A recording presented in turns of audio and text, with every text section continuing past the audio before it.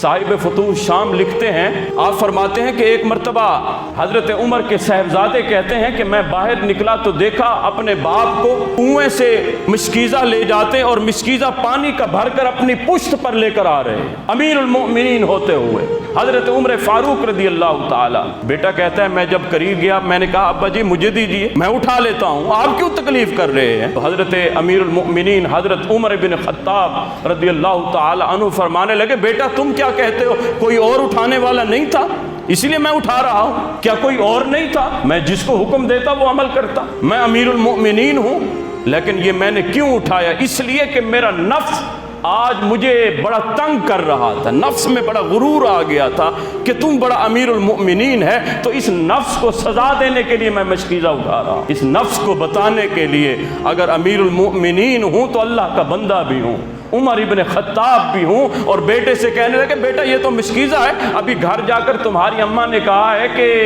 گھر میں کھانے کے لیے لکڑیاں، سالن پکانے کے لیے لکڑیاں بھی نہیں ہے، کہا ابھی جنگل میں جانا ہے وہاں سے لکڑیاں بھی توڑ کر گھر کے لیے لے کر آنا۔ آج ہمارے پاس کوئی اللہ نے عہدہ کیا دے دیا کہ کام لگانا، ہمارا کام کو ہاتھ لگانا ہمارا کام ہی نہیں ہے۔ ایک پانی کا گلاس بھی اب غلام نوکر بھر کر دے گا، گاڑی سے اتر رہے ہیں دروازہ خود بھی کھل سکتا ہے، اللہ نے ہاتھ بھی دیے ہیں صحیح سلامت ہے، تو کیا وہ ڈرائیور ہی آ کر کھولے گا؟ اللہ نے اگر عزت عظمت دی ہے تو اس کا اس طرح بے جا استعمال بھی نہیں ہونا چاہیے۔ حضرت عمر کہنے لگے اس نفس کو سزا دینے کے لیے، یہ عمر کو کہہ رہا تھا کہ تو امیر المؤمنین ہوتا ہے، تو 24 لاکھ مربع میل کا حاکم ہوتا ہے، اسی لیے میں اب جنگل میں جاؤں گا وہاں لکڑیاں توڑوں گا اور وہ لکڑیاں توڑ کر اب گھر لے کر آؤں گا کیونکہ تمہاری اماں نے کھانا بھی پکانا ہے۔ یہ عمر فاروق ہے، یہ خود احتسابی اتنی تھی۔